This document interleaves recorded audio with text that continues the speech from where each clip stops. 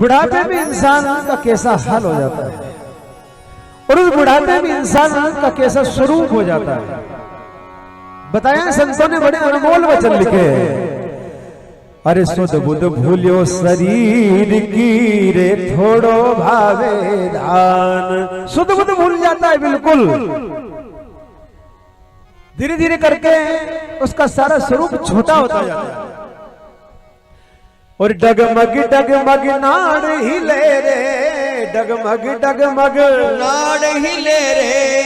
अरे बिगड़ गई चुंदड़ली शान पुरानी धरी। अब तो भजले प्राणी राम, यो जीवन यूं ही जाई रहो, यो जीवन यूं ही जाए।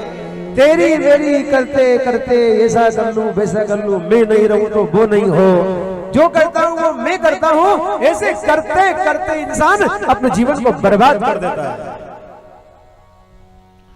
बाहर निकलने का कैसा रास्ता रहता है इंसान का, घर को छोड़ करके सभी ध्यान दे। जब बालक छोटा सा रहता है तो पूरे घर में कहीं भी घूम लेता है, उसको कोई भी नहीं रोकता है। कोई रोकता है छोटे से बालक को? कोई नहीं रोकता। फिर बड़ा हुआ, विवाह हो गया, फिर भी कोई नहीं रोकता है। परंतु उसके घर फिर बेटे का जन्म हुआ और जब उस बेटे का जब विवाह जब हो जाता है तो फिर पूरे घर में नहीं घूम सकता है। थोड़ा पद मिल गया उनको, प्रमोशन हो गया उनका, ससुर जी बन गए हैं, तो थोड़ा सा बाहर स्थान आ गया, घर के बाहर ही। लाड़ी यहीं लाजे, रोटी यहीं खा लूंगा बाहर ही। फिर पोते का विवाह हुआ, घर में आ जाती पोता बहू तो फिर बाबा और ज्यादा आंगना में और ज्यादा बाहर आ गए, क्योंकि घर में पोता बहू आ गई अब। यानी ऐसे करते करते इंसान घर को छोड़ते छोड़ते उसकी आखिरी मंजिल शमशान घाट तक पहुंच जाती है।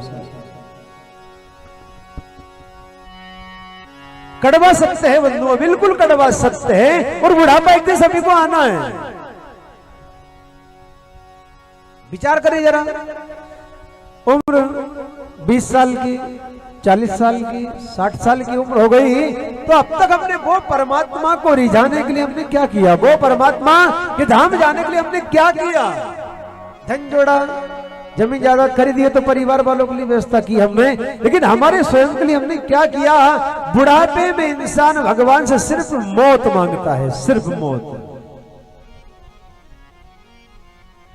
ध्रुव ने भी वही वचन कहे बाबा से कि हे गुरुदेव, मुझको तो मेरा बचपना बहुत प्रिय है, तो मैं मेरा लड़कपन, मेरा बचपन ही भगवान को भेंट करना चाहता हूं। उसी क्षण आज देवर्षि नारद जी समझ गए हैं।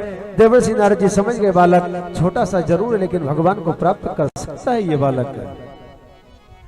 तो आज ध्रुव को डराने के लिए, परीक्षा लेने के लिए कह रहे नारद जी, बेटा अगर तुम तपस्या करने के लिए बैठे और कोई हिंसक, कोई पशु पक्षी, कोई जानवर अगर आकर के खा जाएगा तो ध्रुव ने कहा बाबा जरा ये बताओ, आप कब से तपस्या कर रहे हो? ध्रुव ने नारद जी से प्रश्न किया। नारद जी ने कहा बेटा मुझको तो जीवन बीत गया, मेरा तो जीवन ही भजन करने में चला गया। तो कहा आज तक तुमको किसी जानवर, किसी पशु ने, किसी पक्षी ने सताया? नारद जी ने कहा नहीं बेटा। तो ध्रुव ने कहा मैं भी वही भगवान का नाम लेने के लिए जा रहा हूं महात्मा गुरुदेव, जिनका नाम आप जपते हो। ओम नमो भगवते वासुदेवाय मंत्र का जाप करने के लिए दिया और गुरुदेव के चरणों में प्रणाम किया है, गुरुदेव की प्रदक्षिणा दी। पहुंचे जमुना मैया के तट पर। क्या दृढ़ संकल्प किया ध्रुव ने? पहले महीने में तो नियम बनाया 3 दिन और 3 रात के अंतर से सिर्फ एक फल ग्रहण करते थे, सिर्फ एक फल। दूसरे महीने में 6 दिन और 6 रात के अंतर से सिर्फ एक बार थोड़ा सा जल पीते थे, भगवान प्रसन्न नहीं हुए। तीसरे महीने में 9 दिन और 9 रात के अंतर से सिर्फ वृक्ष के सूखे पत्तों को पीस करके खा लेते थे। और चौथे महीने में तो दृढ़ संकल्प कर लिया ध्रुव ने कि अब जब तक भगवान का दर्शन नहीं होगा तब तक आंखों को खोलूंगा ही नहीं। 6 महीने बीते। मैया लक्ष्मी इससे भगवान ने कहा देवी इतनी कठोर तपस्या कौन कर रहा है? मैया लक्ष्मी कहने लगी भगवान छोटा सा पुत्र ध्रुव है, वो आपकी गोद में बैठने की तपस्या कर रहा है, भगवान उसको दर्शन दो आप।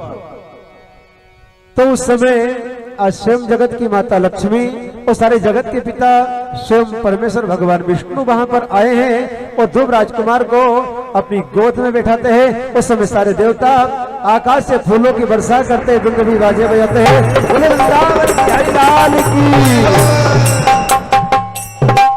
धन्य हो गए ध्रुव, भगवान को मात्र 6 महीने में प्राप्त कर लिया ध्रुव ने। भगवान को प्रसन्न करने के लिए कोई उम्र नहीं होती है, कोई समय नहीं होता है।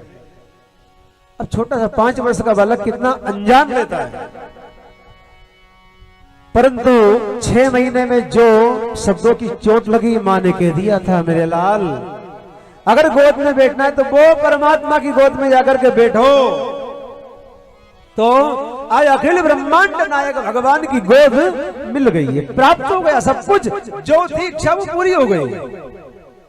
पहले भक्त थे ध्रुव ऐसे कि जिन्होंने भगवान की गोद मांगी, नहीं तो किसी ने धन मांगा, किसी ने राज्य मांगा, किसी ने बल, किसी ने शक्ति, किसी ने धन संपत्ति, किसी ने परिवार मांगा। लेकिन धन्य हो ऐसे परम भक्त ध्रुव को कि जिन्होंने सिर्फ भगवान की गोद मांगी है बैठने के लिए जीवन पर्यंत। धन्य हो गए ध्रुव।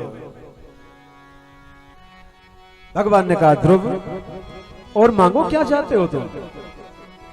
ध्रुव ने कहा बाबा क्या मांगू तुमसे मैं?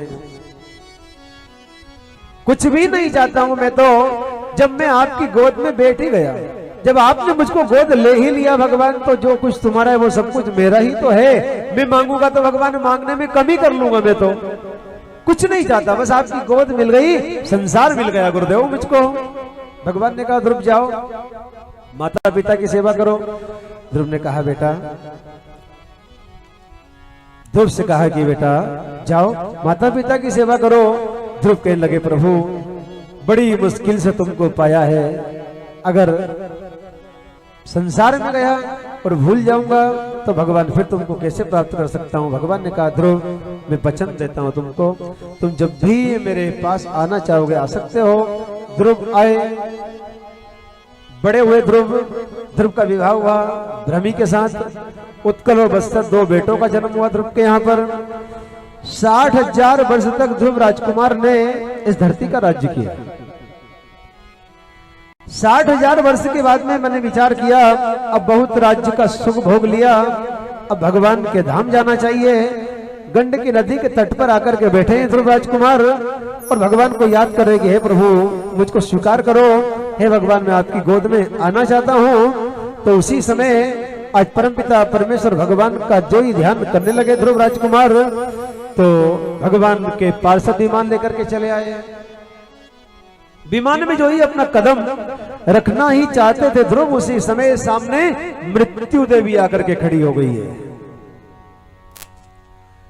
और कहा ध्रुव इस शरीर के साथ तो आज तक कोई भी नहीं गया संसार को छोड़ करके, तो तुम भी नहीं जाओगे, पहले मरना पड़ेगा। धन्य हो भगवान के ऐसे परम भक्त हुए हैं हमारे भारत देश में, जिन्होंने एक कदम तो रखा मृत्यु देवी के मस्तक पर और दूसरा कदम रखा भगवान के विमान में और बैठ करके परम धाम चले जा रहे हैं। बोले वृंदावन बिहारी लाल की। इसलिए कहा है जिंदगी कैसे जीना चाहिए इंसान को। जिंदगी जियो तो ऐसे जियो कि जिंदगी निखरी उठे, और मरो तो ऐसे मरो कि मौत भी चमक उठे। मरना मरना सब कहे पर मरना न जाने कोई, एक बार ऐसा मरो कि फिर मरना ही नहीं होए, फिर मरना ही नहीं होए। कभी सर्प बन गई, कभी नेवले, कभी कुत्ते, कभी बिल्ली, कभी पशु, कभी पक्षी, कभी जानवर। ये बार बार जीना मरना यही तो है। जो भगवान के शरण में चला जाता है ध्रुव के समान, उसको बार बार ना तो उसको जन्मना पड़ता है ना उसको मरना पड़ता है। एक बार ऐसी मृत्यु होती है कि हम भगवान में जाकर के समा जाते हैं। बोले भक्त और भगवान की जय हो। एक बार सब राधे राधे बोले। और जोर से बोले। ध्रुव राजकुमार परमपिता परमेश्वर भगवान को प्राप्त कर लिया। ध्रुव को भगवान ने वरदान दिया, ध्रुव चाहे कितनी बार प्रलय होगी लेकिन तुम्हारा अंत नहीं होगा। सूर्य, चंद्रमा, तारेगण, सप्तऋषिगण सब तुम्हारी परिक्रमा देते रहेंगे। ध्रुव आज भी अमर है, संसार को देखते हुए अपने जीवन को व्यतीत कर रहे हैं। ध्रुव राजकुमार आज भी भगवान की गोद में ध्रुव बैठ करके तपस्या कर रहे हैं भगवान की।